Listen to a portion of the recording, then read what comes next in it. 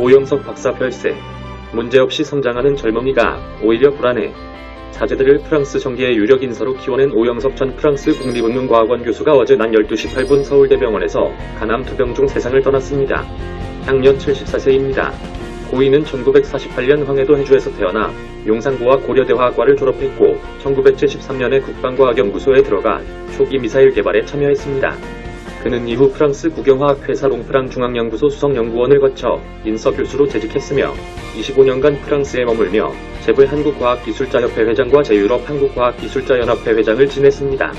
오 교수는 자식 2명을 프랑스 장관과 하원의원으로 길러내 화제가 되기도 했습니다. 그의 아들 세드릭 오는 프랑스 경제재정부 및 공공활동회계부 디지털 담당 국무장관을 지냈고 딸 델핀 오는 프랑스 하원의원을 거쳐 여성 권리를 위한 조직인 UN 세대평등포럼 사무총장을 맡고 있습니다. 자녀 양육과 관련한 인터뷰에서 그는 자기 길을 자식이 스스로 선택하게 해야 한다. 자식의 눈에서 눈물이 흐르면 자기 손등으로 닦게 해야 한다며 어쩌면 문제없이 성장하는 젊은이가 오히려 불안한 건지도 모른다고 답했습니다. 이어 우리나라 고등학생들이 그렇게 외로운 줄 몰랐다. 공부 기계로 사느라 마음을 열고 대화할 사람이 없다고 호소했습니다. 그는 프랑스에서 교육 공로 훈장, 한국에서는 1995년 과학기술 발전에 기여한 공로로 국민 훈장 동백장을 받았습니다. 네, 한국에 들어왔어요. 한 30년 나갔다가 들어오니까는 오래된 고향에 돌아온 것 같은 그런 감입니다. 그렇게 오래되진 않았어요. 그렇게 오래되진 않았는데 그래도 30년 동안 그쪽에 있으면서도 와진 않고요. 예. 그러니까 그 증거가 제가 한국말을 아직도 잘하고 있다는 거죠. 예. 한국 이름이 오영택, 그다음에 오수련, 오수련 이름이 이쁘죠. 예. 공식적으로는 사용할 때가 많아요. 그래서 저희 딸 같은 경우 오늘 델핀 수련이에요. 뭐 그렇게 얘기도 하고 세드릭 아들 같은 경우도 한국 분들 만나면은 오영택입니다 그래요. 아들은 마크롱 대통령의 강요로서 디지털 경제장관입니다. 디지털 분야의 총괄을 하고 그다음에 딸 델핀은 하원 의원을 거면 외무부 본부대사로 2020년 7월 달에 파리에서 열리는 UN 세계 여성 포럼의 사무총장을 맡고 있습니다. 1월 20일 날 세계 정상 한 50개국의 정상이 파리에 모여서 여성 인권, 남녀 평등 이거에 대해서 포럼을 연다고 합니다. 네, 굉장히 측근은 마크롱 대통령이 사진하고 메모를 썩어서 갖고 처음부터 나하고 같이 했고 앞으로도 계속 같이 할 거다는 사랑한다 그런 메모도 남아 있어요. 근데 지금 이 둘 다 나이가 몇 살쯤이에요? 지금 둘 다 그러니까 오영택은 제 아들은 1982년 12월생이고 그러니까는 지금 37 수련이는 3살 뒤니까는 34. 좀 빠른 편이에요.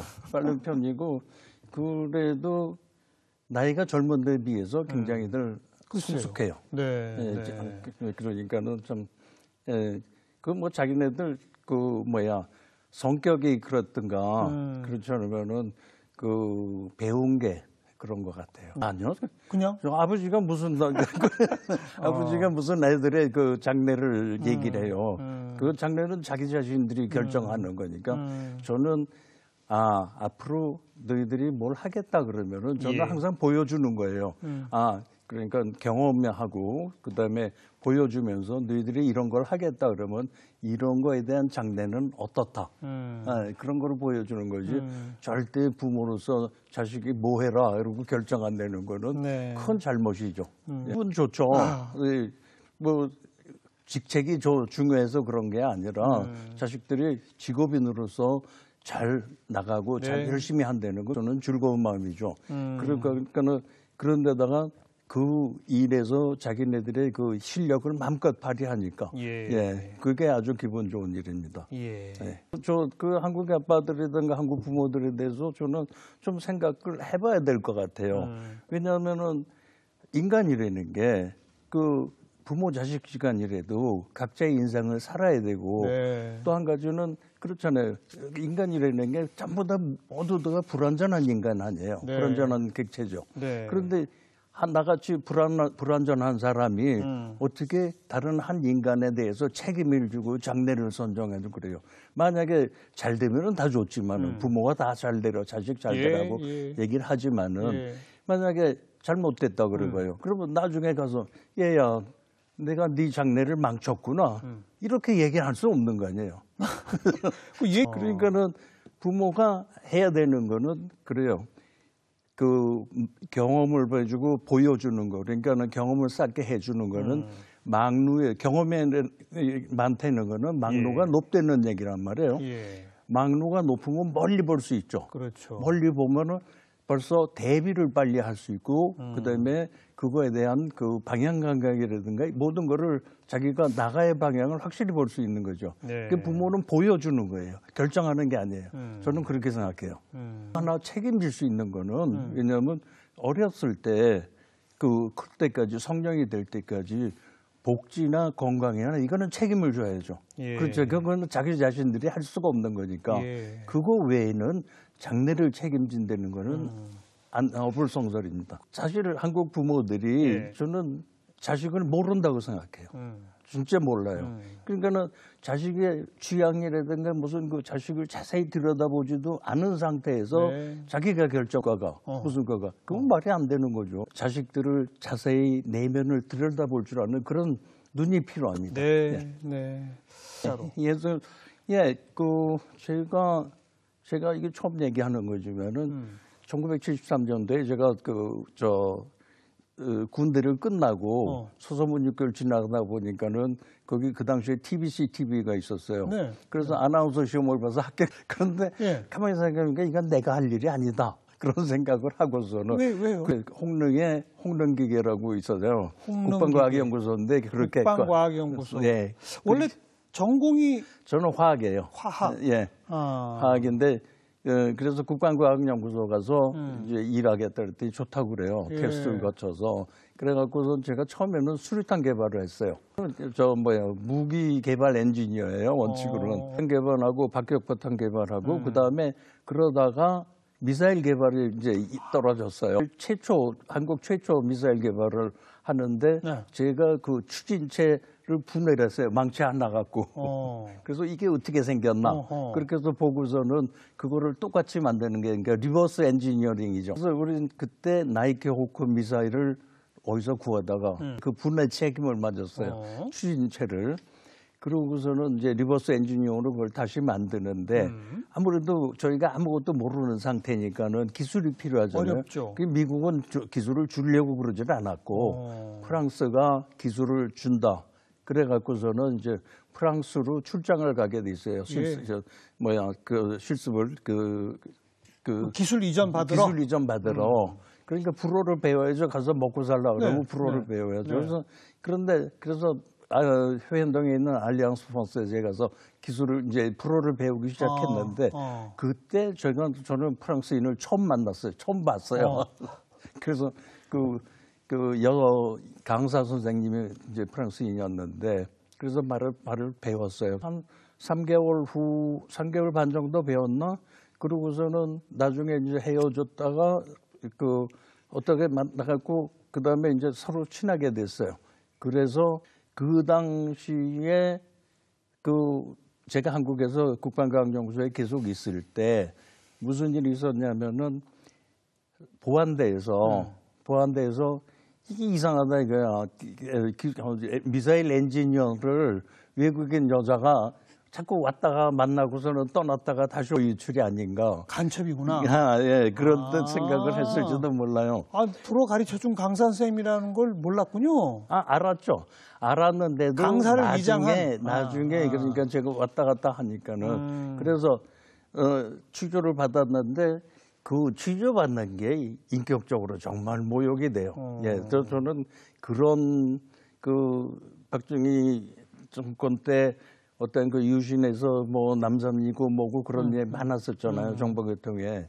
그런데 저는 미국 엔지니어로서는 자유를 누렸는데 결국은 취조 한번 받아보니까 이게 아니구나. 그다음에 저는 프랑스에서 자유와 인권이라는 거를 느끼고 해왔단 말이에요. 그러니까 그 자유와 인권이라는 건 한번 접하면은 도저히 뒤로는 못 가요.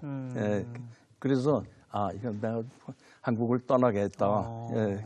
그래서 저는 아주 잘 갔다고 생각해요. 그 떠나기 전에 잠깐 다른 가서 근무를 했는데 그 당시도 큰 그 기업이 방산업체를 이제 시작을 한 거예요. 그래서 그 당시에 저희가 그 항공산업이라든가 이런 기획을 했어요. 무기산업에 대해서. 그래서 거기서 있는데 보니까는 좀 일을 하시다가 일을 했는데 그 근무 스타일이 전혀 저랑 안 맞는 거예요. 아침에 출근해서 일을 하면은 하는 거지만은 처음에는 안 해요. 오전에는 커피 마시고 신문 보고 있다가 저녁 때 일을 시작해서 야근을 하고 야근 수당 받으려고. 그랬는지는 전 몰라요. 그렇게 하고서는 그 다음에 무슨 일이 있었냐면은 그 다음에는 팀워크를 잘 줄 안다고 회식을 자주 하니까. 술 마시. 그런데 그 당시 프랑스 여강사님이랑 같이 있었단 말이에요. 같이 살았어요. 그렇죠. 결혼은 안 하고 동거 중이셨어요? 동거 중이었죠. 그런데 그러면 저는 그렇잖아요. 제가 누구를 만나서 서비스를 해야 되고 정상적인 경유라면은 그렇잖아요. 그런데 맨날 밤늦게 들어가면은 말이 안 되는 거죠. 그래서 저는 공표했어요. 나는 이제부터 야근에 간다. 왜냐하면 내가 외국 여자랑 사는데 이게 내가 해야 될 일이 아니다. 나는 내가 어떤 사람을 만나면 내가 내전적으로 서비스를 해야 되고 내 의무를 다해야 된다. 알겠습니다. 가서는 할 게 없어요. 외국에 처음에 가면 가장 쉬운 게 공부야. 그러니까 학교 들어갔죠. 학교 들어가서 이제 가서 연구실 가서 하던 연구 계속하고 그러면서 이제 박사 학위 받고 수업 기업에 취업을 하고 그렇게 됐죠. 프랑스에서는 학교 교수직도 하시지 않았나요? 예, 그랬어요. 그렇죠? 그 국립응용과학원이라고 리옹의 가장 큰 학교인데, 굉장히 중요한 과학기술 분야의 가장 중요한 학교 중에 하나예요. 저는 사실 연구소, 민간기업, 그다음에 학교 이렇게 왔다 갔다 하는 그런 스타일이었어요. 원래 다양하죠. 그러게 우리나라 교수분들이 공부만 하다가 자주 그냥 공부만 하다가 이제 교수 되고 그러면 현장을 잘 모르는 경향이 있어요. 그게 프랑스에서는 원래 법으로 그런 게 있어요. 모빌리티 프로그램이라고 그래갖고 교수가 기업에 가서 근무하다가 다시 그거를 가지고 학교로 돌아오는 거. 연구소도 그래요. 자기 연구하던 걸 가지고서는 기업에 가서 적용을 하고 다시 돌아오던 거. 그런데 그러니까 기술 이전이 잘 되는 거죠. 오히려 그런 걸 진짜 잘 되는 거죠. 그러니까 그런 거 오히려 장려하고. 그렇죠. 한국 같은 경우에는 교수는 교수대로 현장은 현재대로면은 어떻게 그 기술 이전이 잘 안 되는 거죠. 한국 국적이에요. 그래서 저는 30년 이상을 프랑스에 살면서 국적에 대해서 의문을 가져본 적이 없어요. 불편하긴 했어요. 그런데 제 애들은 출생 시에는 이중국적이었어요. 그렇겠죠. 그러니까 이중국적이었는데 제가 애들이 한국 국적을 가지고 있었으면 하고 바랬어요. 애들도 또 그러려고 노력을 했었고. 그런데 한국 국적법이 그게 복잡해요. 그러니까 쫓아냈어요. 결국 제 애들을. 우리나라는 이중 국적을 인정 안 하죠. 안 하죠. 선택해야만 되죠. 선택해야 되죠. 그러니까 성년이 되면 선택해야 되는데 그래서 재취득을 하는 거를 하다가 굉장히 복잡해서 결국은 한국 국적법이 잘못돼갖고 저 애들을 쫓아낸 거예요. 근데 고맙죠, 한국에. 쫓아내서 프랑스에서 완전히 다른 성공한 인생을 사니까. 그런데 한국이 사람도 모자라고. 저는 좀 행운이 따랐던 것 같아요. 저희가 가장 중요한 거는 애들이 학교를 다니고, 그러면 그 하교할 때, 집에 돌아올 때 저희는 누군가가 꼭 집에 있었어요. 애들이 집에 학교 갔다 애들이 학교하고 돌아오면은 얼마나 할 말이 많아요. 학교에서 일어났던 일, 친구하고 지냈던 일, 뭐 그러니까 걔네들이 말하고 싶어서 진짜 힘들어할 거예요. 그거 말하지 말라 그러잖아. 그런데 그러니까는 애들하고 그렇게 하면서 어떤 때는 제가 회사에서 일찍 나와서 네. 애들 데리러 가는 때도 있었고 그래갖고서는 그렇게 해야지만 애들하고 대화도 되고 그다음에 여러 가지 가르쳐 줄 수가 있죠. 예. 시간. 네. 함께 시간을 보내는 함께 것. 시간이 그렇죠. 제일 그게 가장 중요한 거죠. 네, 네. 그러니까 학교 끝나고 오면 누군가 엄마 아빠 중에 하나는 반드시 있었다. 있다. 네. 그러기 위해 둘이 또 노력을 했다. 그렇죠. 그런 거겠네요. 예. 부모라는 그 직분은 제일 큰 노력을 쏟아야 될 그것이 부모라는 직분인 것 같아요. 책 읽어주기. 애들은 그러니까는 출생 때부터 책을 읽어줬어요. 모든 사람이 그건 누가 어른 간단하게 뭘 알겠냐 그러는데 그거하고는 상관없어요. 책 읽어주면서 태어나자마자부터 책을 읽어줘요. 조금씩 읽어주다가 그거가 계속되니까는 이제 나중에는 같이 읽고 그 안중에는 혼자 읽고 그렇게 식으로 된다. 그런데 저희 애들의 가장 큰 성공 요인 중에 하나가 독서입니다. 독서예요. 그러니까 독서를 하면은 언어 구사력이라든가 문장력이라든가 그런 게 굉장히 풍부해지죠. 그러니까는 얘네들이 필요할 때 그 문장을 잘 쓴다든가 말을 잘 한다든가 그런 거하고 굉장히 어떠한 그 매너 있고 그런 그 하이 클래스한 언어를 구사할 줄 아는 거예요. 그게 굉장히 중요한 것 같아요. 그렇죠. 저희 집에서 그 애들이 저도 저희 어머니한테 그런 교육을 받았지만 그다음에 저도 애들한테 그런 교육을 했지만 이 언어 구사에 대해서 고상한 언어를 안 쓰면은 고상하지 못한 언어를 쓰면 혼났어요. 그건 저는 그렇게 고상치 못한 언어를 써본 적이 없어요. 책 읽어주기죠. 예. 그래서 그렇게 하고 또 한 가지는 제가 저희 어머니로부터 받았던 교육. 그러니까는 모든 행동에는 자유스럽지만은 책임을 져야 된다. 저는 사실은 사고는 무한하게 자유스럽지만 행동은 절제 있어야 된다. 그게 이제 저희 어머니 교육이에요. 책임. 그러니까는 행동과 자유와 책임. 그런데 저희 애들도 그런 교육이에요. 그러니까는 너희들이 모든 거는 내 눈의 눈물은 내 손등으로 닦아라. 그 남이 닦아주는 눈물은 없다. 네가 네 눈의 눈물은 네 손등으로 닦아라. 그리고 내 인생에 앞으로 나가는데 문이 여러 개 있을 거 아니에요. 인생이 그걸 열면 어느 방향으로 나가는 게 있잖아요. 내 인생에 있어서의 문은 네 손으로 열어라. 대신 딱 하늘 남이 열어주는 문은 하나밖에 없다. 뭐냐면 관뚜껑. 네, 그렇죠. 그러니까는 절대 완전히 자기 책임이에요. 그러니까 자기가 알아서 그런데 저는 그거가 그런 방향으로 자기가 결정할 수 있고 확실하게 신념을 가지고 결정할 수 있게끔 뒤에서 서포트를 해줘야죠. 시뮬레이션도 해주고 그런 거예요. 그게 부모직이에요. 엄했어요. 그런데 그 세드릭은 아무래도 남자니까는 사내 아이니까는 조금 그렇게 장난도 심하고 그런데 장난이 있으면 저는 어렸을 때 저희 어머니 교육 중에 하나가 제가 그 중학교 때 미도파 7층에 이제 그 영화관이 있었어요. 거기서 영화를 보고 내려오다가 계단으로 내다가 창문을 깼다고요. 그 친구들은 다 도망갔어요. 그런데 저는 혼자서 어머니 가르침을 실행하느라고 혼자서 거기서 지나가는 사람들 대신 제 유리창 깼다 그랬다고요. 그랬더니 사람들이 그 가지 왜 거기 있냐고 그러더라고요. 그래서 그래도 하여간 저긴 거기 앉아갖고 거기서 기다리면서 누군가를 만나서 돈을 물어줬어요. 그 물어준 값이 제가 나중에 그 어머니가 물어줬지만은 물어준 값이 저희가 그때 당시 굉장히 가난해서 어머니가 연초 제족장 직공이었어요. 엄마의 월급에 한 달치 월급을 그거로 물어준 거예요. 나중에 저는 어머니한테 혼날 줄 알았더니 잘했다 이게 솔직하게 그런 게 있어요. 그게 이제 저도 그 교육을 애들한테 시킨 거죠.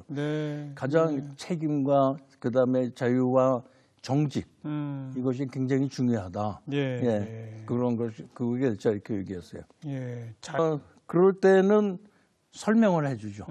이게 왜 나쁘다. 벌 주는 건 거의 안 했어요. 설명을 이렇게 벌 주면은 잠시 자기 얘기를 주장을 꺾고서는 나중에 또 할 수 있는 재발범이. 근데 그거를 설득을 시키고 그것이 왜 필요한지 그렇게 하면 안 된다는 게 왜 그런 거를 설득을 해준다면은 그거는 그 재발이 없죠. 그러니까 그게 몸의 배죠.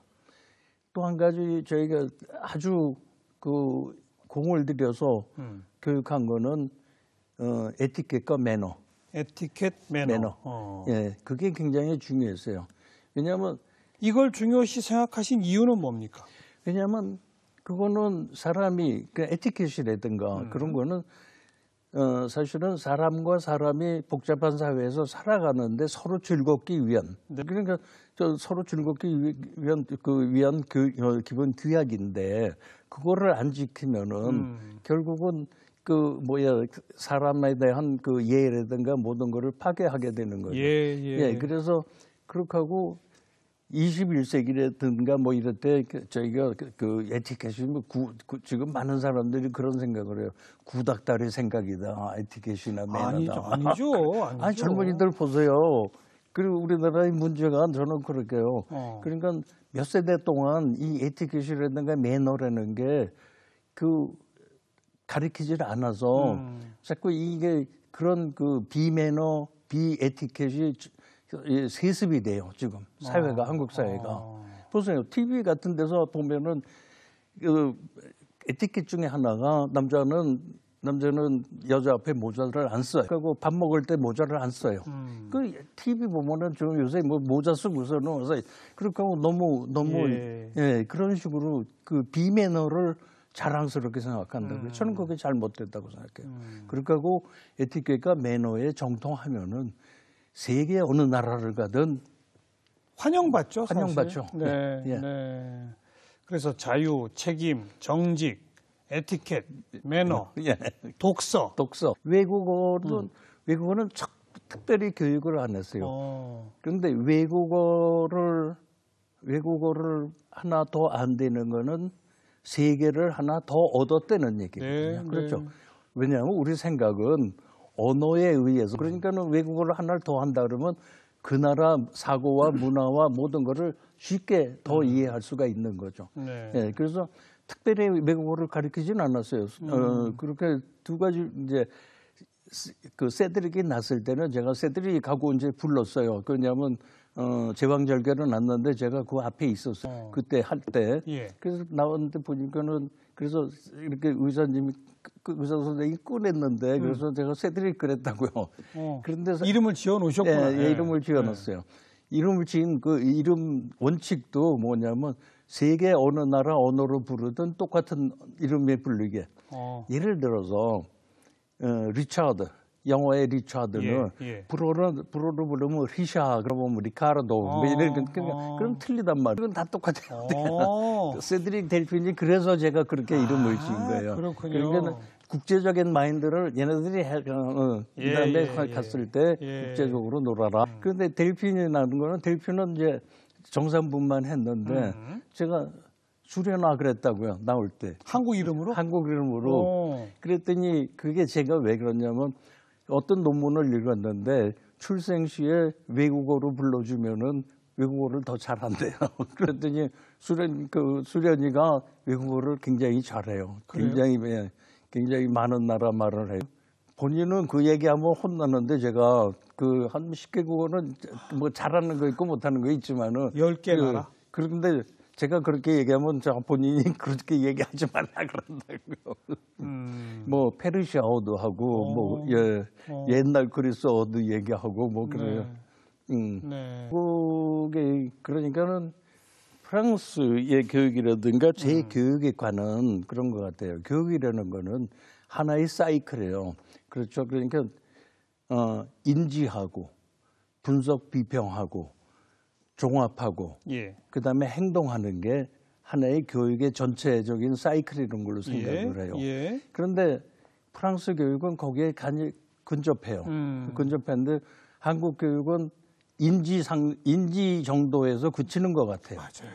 예, 뭐 자식 숫자를 외우고 뭐 그런 거잖아요. 암기하는 거죠. 암기하는 거죠. 그런데 암기가 그놈의 암기가 수능 시험 끝나고 나면 다 없어 필요가 없는. 그래서 저는 이 한국에 지금 뭐 요새 한참 떠들었잖아요. 수신이, 정신이, 뭐 학종이니, 뭐 수학능력점이니 그런 게 그러면서도 계속 교육 개혁을 교육 개혁 자체가 사실은 땜질죠. 우리나라가 정작 필요한 건 교육 혁명이고 맞아요. 이 교육 혁명이라는 게 젊은이들에 의해서 이루어져야 될 것 같아요. 예, 저는 젊은이들한테 일어서라고 얘기하고 싶어요. 옛날에 4.19 때 일어서서 나라까지 바꿨는데 지금 일어서서 교육을 못 바꿀 거냐. 자기네들 앞날인데 자기네들이 무관심해요. 예, 저는 중고등학생들 일어서서 자기네들 앞일을 자기네들이 결정을 해야 될 거라고 생각해요. 그게 수능 시험 끝나면 쓸모가 없는 거예요. 그렇게 하고 제일 중요한 게 사회적 비용이 얼마만큼 들어가느냐. 교육이 잘못됐기 때문에 사회적으로 저희가 어떠한 정상적인 교육을 했으면 사회가 다르게 발전했을 건데 물론이죠. 저희가 교육이 잘못돼 갖고서는 사회적 비용이 들어가는 거를 생각을 안 해요. 예. 그렇게 하고 사회 전체가 교육 투자를 안 해요. 그러니까 제가 그런 거예요. 그러니까는 인간의 행복 전체 나라의 행복을 낭비를 했지만은 그것이 사회적으로 국가적으로 낭비가 얼마나 심한 건가. 프랑스 같은 경우는 교육이 잘 돼 갖고서는 대학교 졸업하고 현장 투입하면 금세 오퍼레이션을 해요. 예. 왜냐하면 그렇게 교육을 받았거든. 그런데 우리는 옛날에 삼성 인력관리실에서 얘기를 하는 게 사람 뽑아서 적성 테스트를 해서 다시 그러니까 우리나라가 교육에 진정한 정부가 교육에 투자를 안 해요. 지난번에 수능 시험 보면서 답안지가 2장인데 잘못돼 갖고서는 나라 전체의 소모는 얼마인가.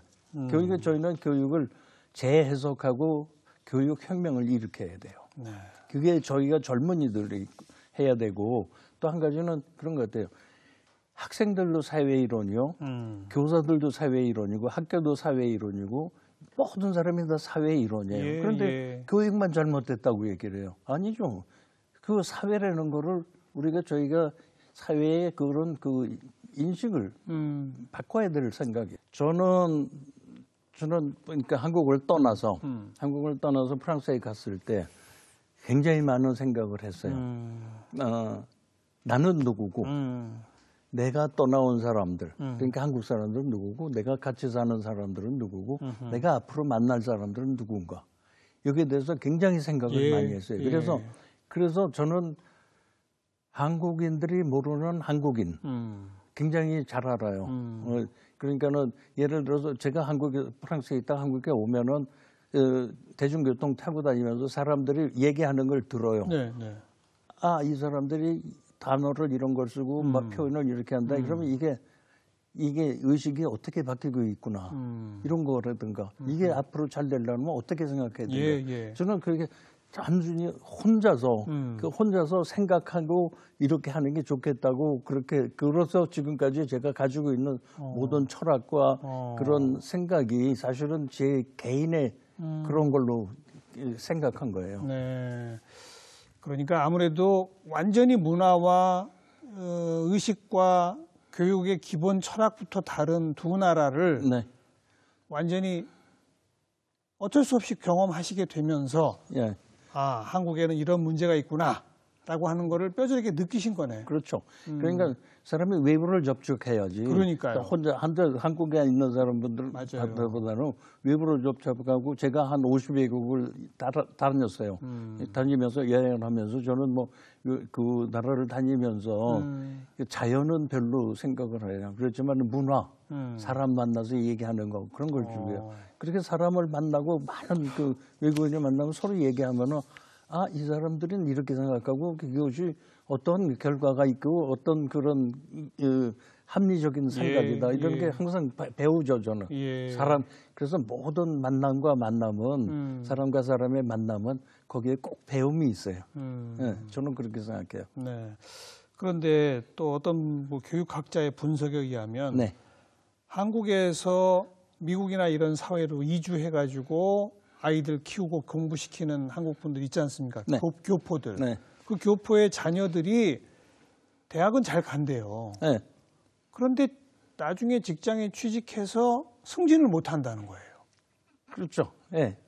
그 이유가 가정교육이 잘못됐기 때문이라고 얘기하더라고요. 맞는 얘기예요. 그거 어떻게 보세요? 저는 가끔 그런 생각해요. 한국 분들이 그 외국에 가서 이주를 하거나 뭐 이민을 가서 사는데 한국 분들은 외국에 살 때 몇 가지 단점이 있어요. 첫째, 가족이 갔을 때 그 사람들은 외국을 살지를 않아요. 외국의 생활을 살지는 않는 게 아니라 한국을 옮겨놓고서는 그렇게 살아요. 집안에서는 한국말 쓰고 네. 한국 음식만 먹고. 네. 뭐 그런 것까지는 괜찮은데 사회하고 격리돼서. 인터페이스가 굉장히 있어야죠. 그게 없고 그다음에 그 도덕이라든가 이런 문화적인 거를 이해를 해야 될 텐데 그러니까 전부 다 이렇게 넘어가고 그렇게 잘못된 거예요. 그렇게 하고 한국에서 나오시는 분들도 제가 만나면 옛날에는 그런 일이 있었어요. 프랑스 가봐라 오영석 박사가 있다. 그리고 왜냐하면 그 당시에 한국에서 프랑스를 잘 모르니까 오면은 제가 도와주는데 한국에서 오는 사람들이 전부 다 패기 놓고 주눅이 들고 그래요. 무슨 그 정부 간의 회담을 하더라도 이거를 수락을 상대방의 제의를 수락을 하면 안 되는데 그래서 나중에 제가 얘기해요. 그거 왜 수락하냐고 안 된다고 그러면은 이거 내가 출장 와서 결과가 있어야 되니까는 잘못됐더라도 가지고 가야 된다. 그런 식의 그 패기가 없어요. 한국 외교가 지금 조금 찾는 것 같아요. 이제 언제나 보나 그 패기가 없어요. 당당하지 못하고. 그런데 이제 좀 변하고 있죠, 사실. 조금 변해요. 이번에 보면은 굉장히 많이 변한 것 같아요. 그러니까는 그게 그 사람들의 사고 방식이 바뀐다든가 어떤 그 정치적 그런 거라든가 그런 게 있는 것 같은데 많이 바뀌고 좋은 방향으로 그거는 바뀌고 있는 것 같아요. 그러니까 특히 그런데 일반인들은 제가 한번 한국에 들어와서 울은 적이 있어요. 제가 TV를 안 보는데 어쩌다 TV를 봤더니 동남아 그 산업 실습생들 대하는 거. 저게 어떻게 내 국민이 저렇게 사람을 대할 수 있는가. 저는 그래요. 가장 민주주의라는 거는 한 인간이 하나의 인간을 만났을 때 인간이라는 하나의 이유로만으로도 존중을 해야 돼요. 그런데 우리는 그런 걸 안 해요. 아니 강한 나라 사람들 앞에는 굽신굽신하고 약한 나라 사람들 위한테는 막 함부로 하고. 그게 저는 그게 못마땅해요. 그거 고쳐야 된다고 생각해요. 사람은 다 똑같아요. 그런데 정작 중요한 건 그 아들, 딸 둘 다 아빠의 그 교육을 좋아합니까? 좋아하죠. 그래서 그렇게 평가해요? 그 단적인 예가 어느 날 그러다 세드릭이 저보고 그러더라고요. 아빠, 그래서 왜 그랬더니 나 이 다음에 애 낳으면은 아빠가 날 가르치듯이 자기도 그렇게 가르치겠대요. 그리고 실제로 그렇게 하고 있어요. 이제 손주가 있잖아요. 손주가 둘인데 그렇게 하고 있어요. 잘 가르쳐요. 그러고 엄한 건 안 되는 건 안 되는 거고 엄하고 그다음에 남 앞에서 남이 베풀어 줬을 남한테 인사하는 거 그러니까는 만나면 인사하고 남이 베풀어 주면 고맙다 그러고 그런 걸 인사하도 아주 굉장히 엄하게 가르쳐요. 아빠한테 배운 대로 자기가 하더라. 그 얘기는 아빠의 교육법을 인정하고 칭찬한다는 거 아니겠어요? 그런 것 같아요. 제일 좋은 상을 타신 겁니다. 그게 아빠로서 진짜 기분 좋은 얘기예요. 프랑스의 30대 장관, 하원 의원, 본부대사들이 어떻게 생겼는지, 어떻게 만들어졌는지 이제 좀 알 것 같습니다. 오영석 박사님의 교육 덕택에 그런 인재들이 큰 게 아닌가 생각이 되고요. 우리 시청자분도 아마 교육에는 기본 철학부터 좀 바꿔야 될 게 있구나 느끼셨을 것 같습니다. 오늘 귀한 말씀 잘 들었습니다. 고맙습니다. 감사합니다. 네.